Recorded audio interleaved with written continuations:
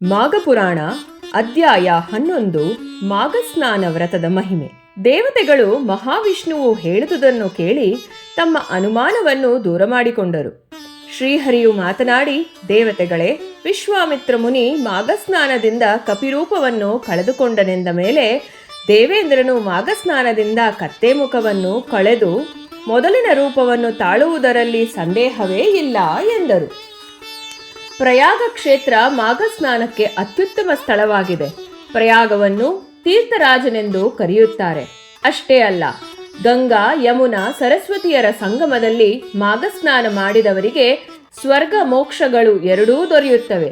ಇದು ತ್ರಿವೇಣಿ ಸಂಗಮ ಎನಿಸಿದೆ. ಗಂಗಾ ಯಮುನಾ ಮಧ್ಯಭಾಗವು ಘಾರ್ನಪತ್ಯಾಗ್ನಿ, ಗಂಗೆಯ ಆಚೆಯ ತೀರ ಆವಾಹನೀಯಾಗ್ನಿ, ಯಮುನೆಯ ಈಚೆಯ ತೀರ ದಕ್ಷಿಣಾಗ್ನಿ. ಹೀಗೆ 3 ಅಗ್ನಿಗಳು ಒಂದೆಡೆ ಸನ್ನಿಹಿತವಾಗಿದೆ ತ್ರಿವೇಣಿ ಸಂಗಮದಲ್ಲಿ. ಕಾರಣ, ಒಂದು ದಿನ ಅಲ್ಲಿ ವಾಸ ಮಾಡಿದರೂ ಕೂಡ 3 ಅಗ್ನಿಗಳನ್ನು ಪೂಜಿಸಿದ ಫಲವು ದೊರೆಯುತ್ತದೆ. ಸೂರ್ಯನು ಮಕರ ರಾಶಿಯಲ್ಲಿರುವಾಗ ಪ್ರಯಾಗದ ಕುಂಭಮೇಳ ನಡೆಯುತ್ತದೆ. ಪ್ರಯಾಗದಲ್ಲಿನ ಮಾಘಸ್ನಾನ ಶುಭಕರ. 12 ಮಾಸಗಳಲ್ಲಿ ಮಾಘ ಮಾಸ ಸರ್ವಶ್ರೇಷ್ಠವಾದುದು. ಹೇಗೆಂದರೆ, ನದಿಗಳಲ್ಲಿ ಗಂಗಾ ನದಿ, ಶಾಸ್ತ್ರಗಳಲ್ಲಿ ವೇದ, ರಾಜರಲ್ಲಿ ರಾಮ, ಸ್ತ್ರೀಯರಲ್ಲಿ ಲಕ್ಷ್ಮಿ, ವೃಕ್ಷಗಳಲ್ಲಿ ಅಶ್ವತ್ಥ, ತೇಜಸ್ಸಿನಲ್ಲಿ ಸೂರ್ಯ ಇದ್ದಂತೆ ಪ್ರಯಾಗರಾಜ. ಪ್ರಯಾಗವೇ ಅಲ್ಲದೆ ಕೃಷ್ಣವೇಣಿ ನದಿ, ಗೋಕರ್ಣ ಕ್ಷೇತ್ರ, ಕಾವೇರಿ, ನರ್ಮದಾ, ಸರಯು, ತಾಮ್ರಪರ್ಣಿ ಮೊದಲಾದ ತೀರ್ಥಗಳಲ್ಲಿ ನಿತ್ಯ ಸ್ನಾನ ಮಾಡಿ ಪಡೆಯುವ ಫಲವನ್ನೇ ಮಾಘ ಮಾಸದಲ್ಲಿ 3 ದಿನಗಳು ಶ್ರದ್ಧಾಭಕ್ತಿಗಳಿಂದ ಸ್ನಾನ ಮಾಡಿ ಪಡೆಯಬಹುದಾಗಿದೆ. ಮಾಘ ಸ್ನಾನ ಅನಂತರ ಸಾಲಿಗ್ರಾಮದಲ್ಲಿರುವ ನನ್ನನ್ನು ಅಭಿಷೇಕ ಮಾಡಿ ಭಕ್ತಿಯಿಂದ ಪೂಜಿಸುವವರಿಗೆ ಪುನರ್ಜನ್ಮವಿರುವುದಿಲ್ಲ. ಅವರು ವೈಕುಂಠವನ್ನು ಪಡೆಯುವರು. ಮಾಘ ಮಾಸದ ಅಧಿದೇವತೆ ನಾನೇ ಆಗಿದ್ದೇನೆ. ಸ್ನಾನ ಮಾಡಿ ನನ್ನನ್ನು ಪೂಜಿಸುವವರು ನನ್ನ ಸಾನ್ನಿಧ್ಯವನ್ನು ಪಡೆಯುವರು. ಮಾಘಸ್ನಾನ ಮಾಡಿ ಶ್ರೀಕೃಷ್ಣನ ಸನ್ನಿಧಿಯಲ್ಲಿ ಮಾಘಪುರಾಣವನ್ನು ಹೇಳುವವನು ನನಗೆ ಪರಮ ಪ್ರಿಯನಾಗಿ ಪರಮ ಶ್ರೋತನೀಯನಾಗಿದ್ದಾನೆ. ತಪ್ಪದೆ ನನ್ನನ್ನು ಸೇರಿ ಸುಖಿಸುವನೂ ಕೂಡ. ಮಾಘ ಮಾಸದಲ್ಲಿ ನಾನು ವಾಸವಾಗಿರುವ ಸಾಲಿಗ್ರಾಮದ ಬಳಿ ದೀಪ ಬೆಳಗುವವನು ಉತ್ತಮ ಜ್ಞಾನವನ್ನು ಪಡೆದು ಅಂತ್ಯದಲ್ಲಿ ನನ್ನನ್ನು ಸೇರುವನು. ದೇವತೆಗಳೇ, ನಾನು ನಿಮಗೆ ಮಾಘ ಮಾಸದ ಮಹಿಮೆಯನ್ನು ಹೇಳಿರುವೆನು. ಇನ್ನು ಅನುಮಾನ ಬೇಡ. ಮಾಘಸ್ನಾನ ಪವಿತ್ರ, ಅಘನಾಶಕ. ನೀವು ಈಗಿಂದೀಗಲೇ ಪದ್ಮಪರ್ವತಕ್ಕೆ ಹೋಗಿ ಅಲ್ಲಿ ಗುಹೆಯಲ್ಲಿ ಕತ್ತೆ ಮುಖದ ಇಂದ್ರನನ್ನು ಕಂಡು ಅವನಿಗೆ ಮಾಘವ್ರತದ ಮಹಿಮೆಯನ್ನು ಹೇಳಿ ಬೇಗನೆ ತುಂಗಭದ್ರಾ ನದಿಯ ಜಲದಲ್ಲಿ ಮಾಘಸ್ನಾನವನ್ನು ಮಾಡಿಸಿ ಉತ್ತಮ ರೂಪವನ್ನು ಕೊಡಿಸಿ ಎಂದು ಹೇಳಿ ಶ್ರೀಹರಿಯು ಅಂತರ್ಧಾನನಾದನು. ಶ್ರೀಹರಿಯು ಹೇಳಿದಂತೆ ದೇವತೆಗಳು ಬೇಗನೆ ಪದ್ಮಪರ್ವತದ ಹತ್ತಿರ ಹೆಜ್ಜೆ ಹಾಕಿದರು. ಕ್ಷಿಪ್ರದಲ್ಲೇ ಪದ್ಮಪರ್ವತನನ್ನು ತಲುಪಿ ಇಂದ್ರನಿಗಾಗಿ ಹುಡುಕಾಡತೊಡಗಿದರು. ಹಾಗೆ ಹುಡುಕುತ್ತಿರುವಾಗ ಅವರಿಗೆ ಒಂದು ದೊಡ್ಡದಾದ ಪ್ರಾಣಿ ಕಾಣಿಸಿತು. ಅದು ವಿಕಾರವಾಗಿದ್ದಿತು. ಅದರ ಶರೀರ ದೊಡ್ಡದಾಗಿತ್ತು. ಅದೊಂದು ಸಣ್ಣ ಬಾಲವಿದ್ದಿತು ಅದಕ್ಕೆ. ಅದರ ಕಣ್ಣುಗಳು, ಪಾದಗಳು ಪುಟ್ಟದಾಗಿದ್ದವು. ಅದು ಗಡುಗಿನ ಧ್ವನಿ ಮಾಡಿದುದನ್ನು ಕಂಡು ದೇವತೆಗಳು ಇವನಾರು ರಾಕ್ಷಸನಿರಬೇಕೆಂದುಕೊಂಡರು. ಕ್ರಮೇಣ ಅದೊಂದು ಪ್ರಾಣಿ ಎಂಬುದು ಅವರ ಅರಿವಿಗೆ ಬಂತು. ದೇವತೆಗಳು ಆ ಪ್ರಾಣಿಯನ್ನು ಗಿಡದ ಬಳ್ಳಿಗಳಿಂದ ಕಟ್ಟಿ ಹೋದರು. ಆದರೂ ಆಗಲಿಲ್ಲ. ಕಡೆಗೆ ತುಂಗಭದ್ರಾ ನದಿಯ ಜಲದಿಂದ ಸ್ನಾನ ಮಾಡಿಸಿದರು. ಆಗ ಮಾಘ ಮಾಸ. ಮಾಘ ಸ್ನಾನದ ಫಲವಾಗಿ ಪ್ರಾಣಿಯು ತನ್ನ ವಿಕಾರವಾದ ಶರೀರವನ್ನು ಕಳೆದುಕೊಂಡು ದಿವ್ಯಾಲಂಕೃತ ಹೆಂಗಸಿನ ರೂಪ ತಾಳಿತು. ತನ್ನ ಕುರೂಪ ಹೋದದ್ದಕ್ಕಾಗಿ ಅವಳು ಸಂತೋಷಿಸಿ ದೇವತೆಗಳಿಗೆ ಶಿರಸ ನಮಸ್ಕಾರ ಮಾಡಿದಳು. ಇದೇನು ಮಾಯಿಯಮ್ಮ, ನೀನಾರು? ನಾವಿಲ್ಲಿ ನಮ್ಮ ಒಡೆಯನನ್ನರೆಸಿ ಬಂದೆವು. ನೀನು ಎದುರಾದೆ. ಆದರೆ ಪ್ರಾಣಿ ರೂಪದಲ್ಲಿದ್ದ ನಿನ್ನನ್ನು ಕಟ್ಟಿ ಹಾಕಲು ನೋಡಿದೆವು. ಆಗಲಿಲ್ಲವಲ್ಲ. ಈಗ ಸ್ನಾನ ಮಾಡಿಸಿದ ಮೇಲೆ ನೀನು ಜಗದೇಕ ಸುಂದರಿಯಾಗಿ ಹೇಗೆ ರೂಪುಗೊಂಡೆ? ನಿನ್ನ ಚರಿತ್ರೆ ಹೇಳು ಎಂದು ಕೇಳಿದರು. ಎಂಬಲ್ಲಿಗೆ ಅಧ್ಯಾಯ 11 ಮುಗಿಯಿತು. ಮಾಘಪುರಾಣ ಅಧ್ಯಾಯ 12 ಸುಶೀಲನ ಮಗಳು. ದೇವತೆಗಳು ಕೇಳಿದುದಕ್ಕೆ ಇದೆಲ್ಲವನ್ನು ಆ ಸುಂದರ ಸ್ತ್ರೀಯು ಮುಗುಳ್ನಗುತ್ತಾ ತನ್ನ ಕತೆ ಹೇಳತೊಡಗಿದಳು. ದೇವತೆಗಳೇ, ನನ್ನ ಕತೆ ಏನೆಂದು ಹೇಳಲಿ? ನನ್ನದು ಪಾಪದ ಕತೆ. ನಾನು ಕಾಶ್ಮೀರದವಳು, ಸುಶೀಲನೆಂಬ ಬ್ರಾಹ್ಮಣನೊಬ್ಬಳ ಮಗಳು. ನನ್ನ ತಂದೆ ನನಗೆ ಮದುವೆ ವಯಸ್ಸಾದೊಡನೆಯೇ ಒಬ್ಬನನ್ನು ಕೊಟ್ಟು ಮದುವೆ ಮಾಡಿದರು. ಆದರೆ ನಾನು ಸುಮಂಗಲೆಯಾಗಿ ಹೆಚ್ಚು ದಿನ ಬಾಳಲಾಗಲಿಲ್ಲ. ನನ್ನ ಪತಿ ಮದುವೆಯಾದ ಕೇವಲ 4 ದಿನಗಳಲ್ಲೇ ಸಿಡಿಲು ತಾಗಿಸಿಕೊಂಡು ತೀರಿಕೊಂಡನು. ಯಾವ ತಂದೆ ತಾಯಿಯರು ತಾನೇ ಮಗಳ ವೈಧವ್ಯವನ್ನು ಸಹಿಸುತ್ತಾರೆ? ಅವರು ದುಃಖಿಸುತ್ತಾ ಇದ್ದರು. ಅವರು ವಿಧವೆಯಾದ ನನ್ನನ್ನು ನೋಡಿಕೊಂಡಿರಲು ಅಸಮರ್ಥರಾದರು. ತೀರಾ ಚಿಕ್ಕ ವಯಸ್ಸಿಗೆ ಹೆಣ್ಣು ವಿಧವೆಯಾದರೆ ಅದಕ್ಕಿಂತ ದುಃಖದ ದುರುಸ್ಥಿತಿ ಇನ್ನೊಂದಿಲ್ಲ. ನಾನಾದರೂ ಎಷ್ಟು ದಿನ ನಿಂದೆಗೆ ಪಾತ್ರಳಾಗಿ ಬಂಧುಗಳ ಮನೆಯಲ್ಲಿ ಇರಲಾದೀತು. ಅವರಿಗೆ ಭಾರವಾಗಿ ಇರಬಾರದೆಂದು ಭಿಕ್ಷೆ ಎತ್ತಿ ಜೀವಿಸತೊಡಗಿದೆ. ಭಿಕ್ಷುಕರಿಗೆ ಯಾರು ತಾನೇ ಮೃಷ್ಟಾನ್ನ ಹಾಕುತ್ತಾರೆ? ತಾವು ತಿಂದು ಮಿಕ್ಕಿದ್ದನ್ನೋ ತಂಗಳನ್ನೋ ಹಳಸಿದ್ದನ್ನೋ ಹಾಕುತ್ತಿದ್ದರು. ನನಗೆ ಸಿಗುತ್ತಿದ್ದುದು ಅದೇ ಆಗಿದ್ದವು. ಇವು ಪುಷ್ಟಿಕರ ಆಹಾರವಾಗಿರದೆ, ಶುಚಿಯಾದ ಆಹಾರವಾಗಿರದೆ ನನ್ನ ಮೈಗೆ ಹತ್ತುತ್ತಿರಲಿಲ್ಲ. ನಾನು ಆರೋಗ್ಯದಿಂದ ಕೂಡ ವಂಚಿತಳಾದೆ. ನಾನು ಹೇಗೋ ಸುಧಾರಿಸಿಕೊಂಡು ಬಾಳತೊಡಗಿದೆ. ಆದರೆ ಒಂದು ದಿನವೂ ಪುಣ್ಯ ಕಾರ್ಯ ಮಾಡಲಿಲ್ಲ. ಉತ್ತಮ ಕುಲದಲ್ಲಿ ಹುಟ್ಟಿದರೂ ಪೂಜೆ ಭಜನೆಗಳಲ್ಲಿ ತೊಡಗಲಿಲ್ಲ. ಸ್ನಾನ ಮಾಡಿ 3-4 ದಿನಗಳಾಗುತ್ತಿದ್ದವು. ಯಾರಾದರೂ ಹಿತವಚನ ನೀಡಿದರೆ ಅವರನ್ನು ಬೈದು ಕಳುಹಿಸುತ್ತಿದ್ದೆ. ಸ್ನಾನ ವ್ರತಗಳನ್ನು ಮಾಡುವವರನ್ನು ಹಾಸ್ಯ ಮಾಡುತ್ತಿದ್ದೆ. ಕಂಡವರ ಮನೆಗೆ ತಿರುಗುತ್ತಿದ್ದೆ. ನಾನು ಸಂತೋಷದಿಂದ ಇರತೊಡಗಿ ಕಡೆಗೆ ಕಾಮವಶಳಾಗಿ ಒಬ್ಬ ಯುವಕನನ್ನು ನೋಡಿ ಮೋಹಿಸಿ ಅವನೊಡನೆ ಸುಖಪಟ್ಟೆ. ನನ್ನದು ಸ್ವೇಚ್ಛಾವಿಹಾರವಾಯಿತು.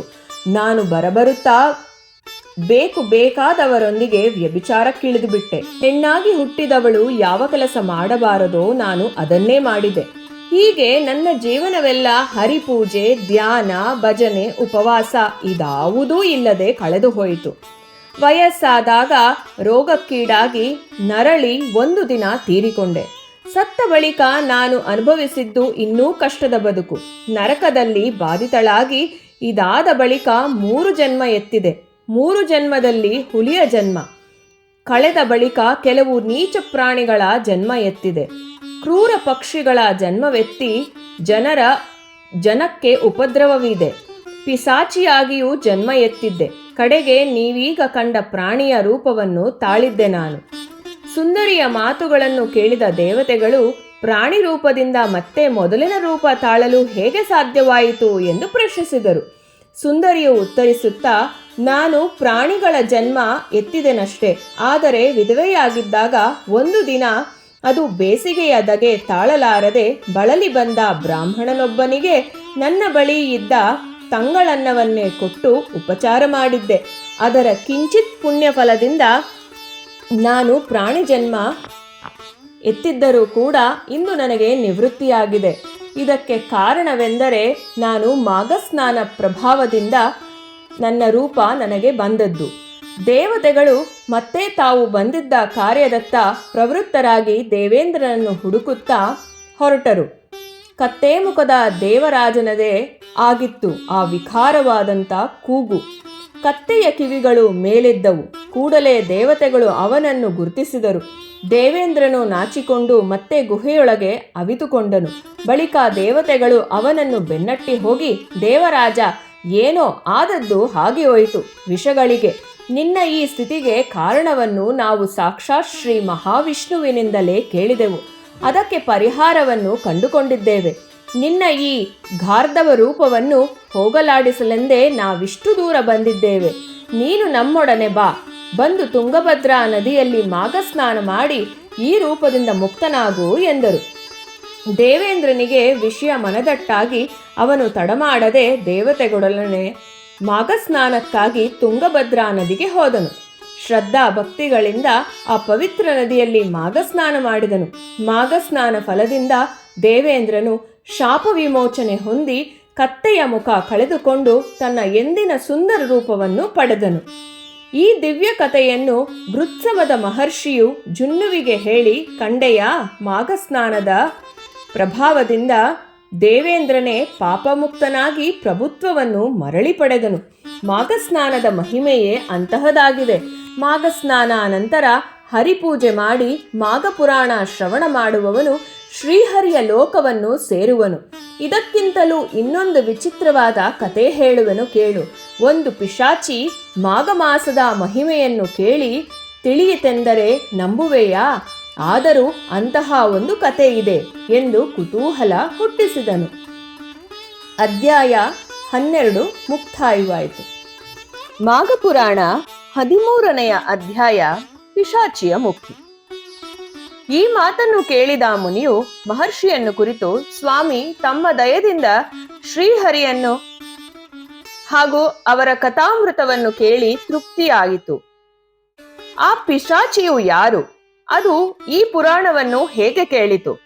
ಪಂಪಾ ತೀರದಲ್ಲಿ ಹೇಗೆ ಆ ಜನ್ಮದಿಂದ ವಿಮೋಚನೆಯನ್ನು ಪಡೆಯಿತು? ದಯವಿಟ್ಟು ಹೇಳಬೇಕು ಎಂದು ಬೇಡಿದನು. ಹಿಂದೆ ಪಂಪಾ ನದಿ ತೀರದಲ್ಲಿ ಸಮಸ್ತ ರಾಜರಿಗೂ ಆಶ್ರಯವಾಗಿದ್ದ ಪಂಪಾ ನಗರದಲ್ಲಿ ಅತ್ಯಂತ ಧನವಂತನಾದ ವೈಶ್ಯನೊಬ್ಬನಿದ್ದನು. ಕಾಲಕ್ರಮದಲ್ಲಿ ಆತನು ಗತಿಸಿ ಯಮಪುರವನ್ನು ಸೇರಿದನು. ತನ್ನ ಜೀವಿತ ಕಾಲದಲ್ಲಿ ಅವನು ಸತ್ಪಾತ್ರ ದಾನವನ್ನು ಮಾಡಲಿಲ್ಲ. ಈ ಕಾರಣದಿಂದ ಬಹಳ ಕಾಲ ನರಕದಲ್ಲಿದ್ದು ಅನಂತರ ಕಡುಬಡವನಾಗಿ ಭೂಲೋಕದಲ್ಲಿ ಹುಟ್ಟಿದನು. ದಾರಿದ್ರ್ಯಾವಸ್ಥೆಯಲ್ಲಿ ಅನೇಕ ಪಾಪಗಳನ್ನು ಮಾಡಿದನು. ಆ ಪಾಪಗಳ ಫಲದಿಂದ ಅವನು ಸಿಡಿಲು ಬಡಿದು ಸತ್ತನು. ಸತ್ತ ನಂತರ ಅವನು ಪಂಪಾ ನದಿ ತೀರದ ಒಂದು ಆಲದ ಮರದಲ್ಲಿ ಪಿಶಾಚಿಯಾಗಿ ಸೇರಿಕೊಂಡಿದ್ದನು. ಸುತ್ತಮುತ್ತಲಿನ ಜನರನ್ನು ಹೆದರಿಸುತ್ತಾ ಅಲ್ಲಿಯೇ ಸಂಚರಿಸುತ್ತಿದ್ದನು. ಒಂದು ದಿನ ಬ್ರಹ್ಮ ಮಾನಸ ಪುತ್ರರಾದ ವಸಿಷ್ಠರು ತಮ್ಮ ಶಿಷ್ಯರೊಂದಿಗೆ ಪಂಪಾ ನದಿಯಲ್ಲಿ ಮಾಘ ಸ್ನಾನ ಮಾಡುವ ಸಂಕಲ್ಪದಿಂದ ಅಲ್ಲಿಗೆ ಬಂದರು. ಮಾಘ ಮಾಸದ ಪ್ರಾತಃ ಕಾಲದಲ್ಲಿ ಆ ಮುನಿಯು ತಮ್ಮ ಶಿಷ್ಯರೊಂದಿಗೆ ನದಿಯಲ್ಲಿ ಸ್ನಾನ ಮಾಡಿ ಶ್ರೀ ಮಹಾವಿಷ್ಣುವನ್ನು ಪೂಜಿಸಿ ಮಾಧವ ಕಥಾ ಸಂವಿಧಾನವಾದ ಮಾಘ ಪುರಾಣವನ್ನು ಹೇಳತೊಡಗಿದರು. ಶಿಷ್ಯರೆಲ್ಲರೂ ಭಕ್ತಿಯಿಂದ ಪುರಾಣ ಶ್ರವಣ ಮಾಡುತ್ತಿದ್ದರು. ಸೂರ್ಯನು ಮಕರ ರಾಶಿಯಲ್ಲಿರುವಾಗ ಭಾನೋದಯ ಸಮಯದಲ್ಲಿ ಯಾರು ಭಕ್ತಿಯಿಂದ ನದಿ ಸ್ನಾನವನ್ನು ಮಾಡುವರೋ ಅವರ ಪಾಪ ರಾಶಿಗಳೆಲ್ಲವೂ ಸೂರ್ಯನ ಮುಂದೆ ನಿಂತ ಕತ್ತಲಿನಂತೆ ಮಾಯವಾಗುತ್ತದೆ. ಈ ಜನ್ಮದ ಪಾಪಗಳೇ ಅಲ್ಲದೆ ಹಿಂದಿನ ಜನ್ಮದ ಪಾಪಗಳೂ ಕೂಡ ನಾಶವಾಗುವುದು. ಯಾರು ಮಾಘ ಸ್ನಾನವನ್ನು ಮಾಡುವುದಿಲ್ಲವೋ ಅವರು ನರಕಕ್ಕೆ ಹೋಗುವುದು ಖಂಡಿತ. ಯಜ್ಞ ಯಾಗಾದಿ ಸಮಸ್ತ ಕರ್ಮಗಳನ್ನು ಬಿಟ್ಟರೂ ಮಾಘ ಸ್ನಾನ ಮಾಡಿದ ಮಾತ್ರದಿಂದಲೇ ಮಾಧವನ ಸನ್ನಿಧಿಯನ್ನು ಸೇರುವರು. ಈ ರೀತಿಯಾಗಿ ವಸಿಷ್ಠ ಮುನಿಯು ತನ್ನ ಶಿಷ್ಯರಿಗೆ ಮಾಘ ಪುರಾಣವನ್ನು ಹೇಳುತ್ತಿದ್ದನು. ಆಲದ ಮರದ ಕೆಳಗೆ ಋಷಿಯು ಹೇಳುತ್ತಿದ್ದ ಮಾಘ ಪುರಾಣವನ್ನು ಮರದ ಮೇಲಿದ್ದ ಪಿಶಾಚಿಯು ಕೇಳಿ ಮರದಿಂದ ಕೆಳಕ್ಕಿಳಿದು ವಸಿಷ್ಠ ಮುನಿಯ ಮುಂದೆ ನಿಂತಿತು. ತನ್ನ ಪೂರ್ವ ಜನ್ಮದ ವೃತ್ತಾಂತವನ್ನೆಲ್ಲ ಆ ಮುನಿಗೆ ಸವಿಸ್ತಾರವಾಗಿ ಹೇಳಿತು. ಮುನಿಯ ಆ ಪಿಶಾಚಿಯನ್ನು ನೋಡಿ ವಿಸ್ಮಯಗೊಂಡನು. ಅವನ ಪಾಪ ಪರಿಹಾರಾರ್ಥವಾಗಿ ಅವನನ್ನು ಪಂಪಾ ನದಿ ಜಲದಲ್ಲಿ ಸ್ನಾನ ಮಾಡಿಸಿದನು. ಆ ಸ್ನಾನದ ಫಲದಿಂದಲೂ ಹರಿಕಥಾ ಶ್ರವಣದಿಂದಲೂ ಆ ಪಿಶಾಚಿಯು ತನ್ನ ಎಲ್ಲಾ ಪಾಪಗಳನ್ನು ಕಳೆದುಕೊಂಡು ಶ್ರೀಹರಿಯ ಕೃಪೆಯಿಂದ ದಿವ್ಯ ಶರೀರವನ್ನು ಧರಿಸಿ ವೈಕುಂಠವನ್ನು ಸೇರಿದನು. ಈ ಲೋಕದಲ್ಲಿ ಯಾರು ಹರಿಕಥೆಗಳನ್ನು ಕೇಳುವರೋ, ಹರಿಪೂಜಾ ನಿರತರಾಗುವರೋ, ಭಗವತ್ ಪ್ರೀತಿಗಾಗಿ ತಮ್ಮ ಕರ್ಮಗಳೆಲ್ಲವನ್ನು ನಿವೇದಿಸುವರೋ ಅವರು ಶ್ರೀಹರಿಯ ಸನ್ನಿಧಿಯನ್ನು ಸೇರುವರು. 13ನೆಯ ಅಧ್ಯಾಯ ಮುಕ್ತಾಯವಾಯಿತು. ಮಾಘ ಪುರಾಣ ಅಧ್ಯಾಯ 14 ನೈಮಿಷಾರಣ್ಯದಲ್ಲಿ ಮುನಿಗಳ ಕಲಹ. ನಾವು ದೇವತೆಗಳು ರಾಕ್ಷಸರು ಜಗಳವಾಡುವುದನ್ನು ಕೇಳಿದ್ದೇವೆ. ಭೂಲೋಕದಲ್ಲಿ ರಾಜ್ಯಕ್ಕಾಗಿ ರಾಜ ಮಹಾರಾಜರುಗಳು ಯುದ್ಧ ಮಾಡುವುದನ್ನು ನೋಡಿದ್ದೇವೆ. ಆಸ್ತಿಗಾಗಿ ಅಣ್ಣ ತಮ್ಮಂದಿರು ತಂದೆ ಮಕ್ಕಳು ಕೂಡ ಜಗಳವಾಡುವುದುಂಟು. ಹಿಂದೊಮ್ಮೆ ಮುನಿಗಳಲ್ಲಿ ಜಗಳವಾದುದು ಉಂಟು. ಇದನ್ನು ಮಾರ್ಕಾಂಡೇಯ ಮುನಿಗಳು ನನಗೆ ಹೇಳಿದಾಗ ಕೇಳಿ ಆಶ್ಚರ್ಯವಾಯಿತು. ನನ್ನಂತೆಯೇ ನಿನಗೂ ಆಶ್ಚರ್ಯವಾದೀತು. ಆ ಕಥೆಯನ್ನು ಹೇಳುತ್ತೇನೆ ಕೇಳು ಎಂದು ಗೃತ್ಸಮದನು ಜುನ್ನುವಿಗೆ ಹೇಳಲು, ಜುನ್ನು ಮುನಿ, ಮಹರ್ಷಿ, ಬೇಗನೆ ಹೇಳಿರಿ, ಜಗಳ ಉಂಟಾದುದು ಹೇಗೆ? ಅದು ಪರಿಹಾರವಾದದ್ದು ಹೇಗೆ ತಿಳಿಸಿ ಎಂದು ಕುತೂಹಲದಿಂದ ಕೇಳಿದನು. ಗೃತ್ಸಮದನು ಹೇಳತೊಡಗಿದನು. ಹಿಂದೆ ಗೋಮತಿ ನದಿ ತೀರದಲ್ಲಿ ಪವಿತ್ರ ನೈಮಿಷಾರಣ್ಯದಲ್ಲಿ ಅನೇಕ ತಪಸ್ವಿಗಳು ವಾಸಿಸುತ್ತಿದ್ದರು. ಒಮ್ಮೆ ಆ ಮುನಿಗಳು ತಮ್ಮ ತಮ್ಮ ಹಿರಿಮೆಗರಿಮೆಗಳನ್ನು ಹೇಳಿಕೊಳ್ಳುತ್ತಿದ್ದರು. ತಾನು ಹೆಚ್ಚಿನವನು, ನಾನು ಹೆಚ್ಚಿನವನು ಎಂದು ಹೇಳುತ್ತಿದ್ದಾಗ ಸ್ವಾಭಾವಿಕವಾಗಿ ಉಂಟಾದ ವಾದ ವಿವಾದಗಳು ಜಗಳಕ್ಕೆ ಕಾರಣವಾಯಿತು. ನೈಮಿಷಾರಣ್ಯ ಒಂದು ಪ್ರಶಾಂತವಾದ ವನ. ಆದರೆ ಈ ವಾತಾವರಣದಲ್ಲಿ ಕಲಹ ಉಂಟಾದುದೇ ಪ್ರಮಾದವಾಯಿತು. ಮುನಿಗಳಲ್ಲಿ ಶ್ರೇಷ್ಠನಾದ ಭೃಗುಮುನಿಯು ತನ್ನನ್ನು ಸಮರ್ಥಿಸಿಕೊಳ್ಳಲು, ನಾನು ಸಕಲ ವೇದಗಳನ್ನು ತ್ರಿಮೂರ್ತಿಗಳನ್ನು ತಿಳಿದ ಜ್ಞಾನಿ, ತಪಸ್ವಿಗಳಲ್ಲೆಲ್ಲ ನಾನೇ ಶ್ರೇಷ್ಠ ಎಂದು ಹೇಳಿಕೊಂಡನು. ಭೃಗು ಸ್ವಾಭಾವಿಕನಾಗಿ ಮುಂಗೋಪಿ ಇದ್ದನು. ಅವನು ರಭಸದ ಮಾತುಗಳಿಂದ ಇತರ ಮುನಿಗಳ ಒಬ್ಬರ ಮುಖ ಒಬ್ಬರು ನೋಡಿಕೊಂಡರು. ಬಳಿಕ ಅಹಲ್ಯೆಯ ಪತಿಯಾದ ಗೌತಮನು, ಎಂದೆಂದಿಗೂ ಇದು ಸಾಧ್ಯವಿಲ್ಲ. ನಿಮ್ಮೆಲ್ಲರಿಗಿಂತ ವಯಸ್ಸಿನಲ್ಲಿ ನಾನೇ ದೊಡ್ಡವನು, ಅಲ್ಲದೆ ನಾನು ಬ್ರಹ್ಮಕಲ್ಪವನ್ನು ನೋಡಿದವನು. ಆದುದರಿಂದ ಎಲ್ಲಾ ಮುನಿಗಳಲ್ಲಿ ನಾನೇ ಸರ್ವಶ್ರೇಷ್ಠ ಎಂದನು. ಇದೇ ರೀತಿಯಲ್ಲಿ ಮಾಂಡವ್ಯ, ಗಾರ್ಗ್ಯ, ಭಾರದ್ವಾಜ ಮೊದಲಾದ ಮುನಿವರ್ಯರು, ನಾನು ವಿಧ ವಿಧ ಶಾಸ್ತ್ರಗಳನ್ನು ಓದಿಕೊಂಡಿರುವವನು, ನಾನು ಯೋಗಾಭ್ಯಾಸದಲ್ಲಿ ಪ್ರವೀಣನು, ನಾನು ಸಕಲ ವೇದಗಳನ್ನು ಕರತಲಾಮಲಕ ಮಾಡಿಕೊಂಡಿರುವನು, ನಾನು ಆತ್ಮಜ್ಞಾನಿ, ನಾನು ಮಹಾವಿಷ್ಣುವಿಗೆ ಪರಮಪ್ರಿಯನಾದವನು ಎಂದನ್ನೆಲ್ಲ ಮಾತನಾಡುತ್ತಾ ಒಬ್ಬರಿಗೊಬ್ಬರು ವಾದಿಸುತ್ತಾ ದೊಡ್ಡ ಜಗಳಕ್ಕೆ ನಿಂತರು. ಒಬ್ಬರಿಗೊಬ್ಬರು ಹೊಡೆಯಲು ಹಿಂಜರಿಯಲಿಲ್ಲ. ಕೆಲವು ಮುನಿಗಳು ಭೃಗು ಋಷಿಯ ಜುಟ್ಟು ಹಿಡಿದು ಅವನ ಬೆನ್ನಿಗೆ ಗುದ್ದಿದರು. ಇನ್ನು ಕೆಲವರು ಗೌತಮನ ಗಡ್ಡವನ್ನೇ ಕಿತ್ತರು. ಭೃಗುವೇನು ಹಿಮ್ಮೆಟ್ಟಲಿಲ್ಲ. ಅವನು ತನ್ನೆದುರಿಸಿದವರನ್ನು ಮುಷ್ಟಿಯಿಂದ ಬಾರಿಸಿದನು. ಇವೆಲ್ಲ ಸರ್ವಸಂಗ ಪರಿತ್ಯಾಗಿಗಳಾದ, ಇಲ್ಲವೇ ಪ್ರಾಪಂಚಿಕ ಸುಖಗಳಲ್ಲಿ ಆಸಕ್ತಿ ತೋರದ ಹಾಗೂ ಯಜ್ಞ ಯಾಗಾದಿಗಳನ್ನು ಮಾಡಿಕೊಂಡಿರುವ ಮುನಿಗಳು ಯೋಗ್ಯವಾದುದಾಗಿರಲಿಲ್ಲ. ಆ ಮುನಿಗಳು ತಾವು ತಾವೇ ಹೊಡೆದಾಡಿಕೊಂಡು ದರಫಲವಾಗಿ ಒಬ್ಬರೊಬ್ಬರು ಕಣ್ಣೀರು ಸುರಿಸುತ್ತಿದ್ದರು. ಎಷ್ಟೋ ಮುನಿಗಳು ಮೇಲು ವಸ್ತ್ರಗಳು ಹರಿದು ಹೋದವು. ಇವೆಲ್ಲ ನೋಡಲು ಒಂದು ಯುದ್ಧವೇ ಆಯಿತು. ಇವೆಲ್ಲ ಸಾಲದಾಗಿ ಅಲ್ಲಿಗೆ ಬಂದ ತ್ರಿಲೋಕ ಸಂಚಾರಿಯಾದ ನಾರದ ಮುನಿಗಳು ಹೊಗಳುತ್ತಾ, ನೀನು ಏನು ಕಡಿಮೆ, ನೀನು ಯಾವುದರಲ್ಲಿ ಕಡಿಮೆ ಎಂದು ಹುರಿದುಂಬಿಸುತ್ತಾ ಜಗಳಕ್ಕೆ ಉತ್ತೇಜಿಸುತ್ತಿದ್ದರು. ಜಗಳ ಆರಂಭವಾಗುವುದು ಬೇಗ, ಆದರೆ ಅದು ನಿಲ್ಲುವುದು ಕಷ್ಟ. ನಾರದ ಮುನಿಗಳು ಕಲಹ ಪ್ರಕೋಪಕ್ಕೆ ಹೋದುದನ್ನು ಗಮನಿಸಿ ಬೇಗನೆ ವೈಕುಂಠಕ್ಕೆ ಹೋದನು. ಮಹಾವಿಷ್ಣುವು ನಾರದನಿಂದ ವಿಷಯ ತಿಳಿದು ಮುನಿಗಳು ಅಜ್ಞಾನವಶರಾಗಿ ಹೊಟ್ಟೆ ಕಿಚ್ಚಿನಿಂದ ಒಬ್ಬರಿಗೊಬ್ಬರು ಜಗಳವಾಡುತ್ತಿದ್ದಾರೆ. ಇದೆಲ್ಲ ಮಾಯೆಯ ಪ್ರಭಾವ. ಏನೇ ಇದ್ದರೂ ನಾವು ಈ ಮಹಾಮುನಿಗಳ ಕಲಹವನ್ನು ಬೇಗನೆ ನಿಲ್ಲಿಸಬೇಕು. ಸದಾ ಬಾಲಕರಾಗಿಯೇ ಇರುವ ಸನಕಾದಿ 4 ಮುನಿಗಳು ಅಲ್ಲಿಗೆ ಕಳುಹಿಸಿಕೊಡುತ್ತೇನೆ. ಜೊತೆಗೆ ಮಾರ್ಕಾಂಡೇಯ ಮುನಿಯು ಹೋಗಲಿ. ಮಾರ್ಕಾಂಡೇಯನು ಜ್ಞಾನಿ, ವಯೋವೃದ್ಧ. ಸನಕಾದಿ ಮುನಿಗಳು ಮಾರ್ಕಾಂಡೇಯನಿಗೂ ಹಾಗೂ ಜಗಳವಾಡುತ್ತಿರುವ ಮುನಿಗಳಿಗೂ ವಾದ ವಿವಾದಗಳಾಗುತ್ತವೆ. ಆಗ ಏನಾಗುವುದೋ ನೋಡೋಣ. ನೀನು ಅಲ್ಲಿಗೆ ಹೋಗು ಎಂದು ಒಂದು ಪರಿಹಾರ ನೀಡಿದನು. ಶ್ರೀಹರಿಯ ಆಜ್ಞಾನುಸಾರ ಮಾರ್ಕಾಂಡೇಯನು ಸನಕಾದಿ ಮುನಿಗಳೊಂದಿಗೆ ನೈಮಿಷಾರಣ್ಯಕ್ಕೆ ಹೊರಟು ಬಂದನು. ಎಲ್ಲಾ ಮುನಿಗಳನ್ನು ತನ್ನ ಸಾಂತ್ವನ ಮಾತುಗಳಿಂದ ಶಾಂತಗೊಳಿಸಿದನು. ಜಗಳವೂ ನಿಂತಿತು. ಸನಕಾದಿ ಮುನಿಗಳು ಮಾರ್ಕಾಂಡೇಯನು ಬಂದ ಸ್ವಲ್ಪ ಹೊತ್ತಿನಲ್ಲೇ ಬಂದರು. ಆಗ ಮಾರ್ಕಾಂಡೇಯನು ಆ ಬಾಲಮುನಿಗಳನ್ನು ಸ್ವಾಗತಿಸಿ ಸತ್ಕರಿಸಿ ಅವರ ಪಾದಗಳಿಗೆ ನಮಸ್ಕರಿಸಿದನು. ಆಗ ಸನಕ ಸನಂದನ ಸನತ್ಕುಮಾರ ಮತ್ತು ಸನಜ್ಜುದಾತ ಮುನಿಗಳು, ಮುನೀಂದ್ರ, ಇದೇನು ತಾವು ಮಾಡುತ್ತಿರುವುದು? ಈ ಎಲ್ಲಾ ಮುನಿಗಳ ಪೈಕಿ ಅತ್ಯಂತ ಕಿರಿಯರು. ಈ 5 ವರ್ಷದ ಬಾಲಕರಿಗೆ ತಾವು ಸತ್ಕರಿಸಿ ನಮಸ್ಕರಿಸುತ್ತಿರುವುದು ಸರಿಯೇ? ಸಪ್ತಮಹಾಕಲ್ಪಗಳನ್ನು ಕಂಡ ನೀವು ಇಲ್ಲಿ ಎಲ್ಲರಿಗಿಂತ ಹಿರಿಯರು ಎಂದರು.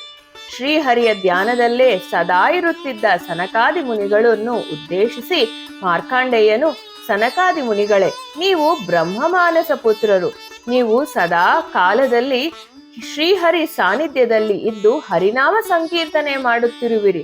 ಈ ಬಾಲ್ಯದಲ್ಲಿಯೇ 4 ಯುಗಗಳನ್ನು ಕಂಡಿರುವಿರಿ. 4 ಯುಗಗಳು ಹುಟ್ಟಿ ಅಂತ್ಯವಾಗುತ್ತಿರುವವು. ನಾನಾದರೂ ವಯಸ್ಸಿನಿಂದ ವೃದ್ಧನಾಗಿರಬಹುದು, ಆದರೆ ನಾನೇನು ಮಹಾಜ್ಞಾನಿಯಲ್ಲ. ಚಿರಂಜೀವಿಯಾಗಿದ್ದರೂ ಸುಮ್ಮನೆ ಕಾಲ ಕಳೆದು ಏನು ಪ್ರಯೋಜನ? ಜ್ಞಾನವಿಲ್ಲದ ವೃದ್ಧನಿಗೆ ಎಷ್ಟು ವಯಸ್ಸಾದರೇನು?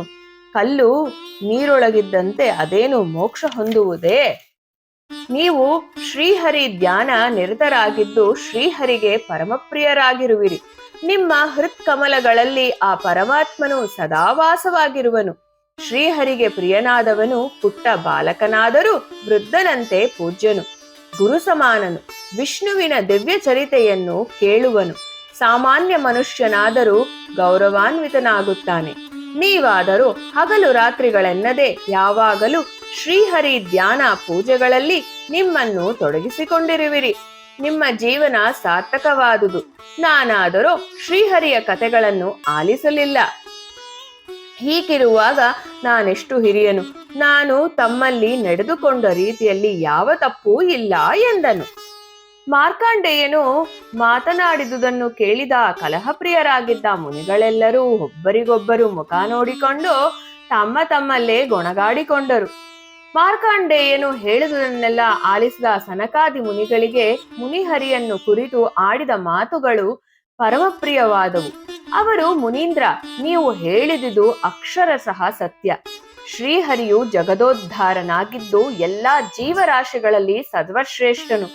ಶ್ರೀಹರಿಯ ನಾಮ ಸಂಕೀರ್ತನೆಯಿಂದ ಪ್ರತಿ ಮಾನವನು ಪರಿಶುದ್ಧನಾಗುತ್ತಾನೆ. ಶ್ರೀಹರಿಯ ಪಾದೋದಕವು ಅತ್ಯಂತ ಶ್ರೇಷ್ಠವಾದುದು. ಹರಿಭಕ್ತ ನಾಗದವನು ಎಷ್ಟೋ ದಾನ ಧರ್ಮಗಳನ್ನು ಮಾಡಿದರೂ ಕೂಡ ವ್ಯರ್ಥವಾಗುವುದು.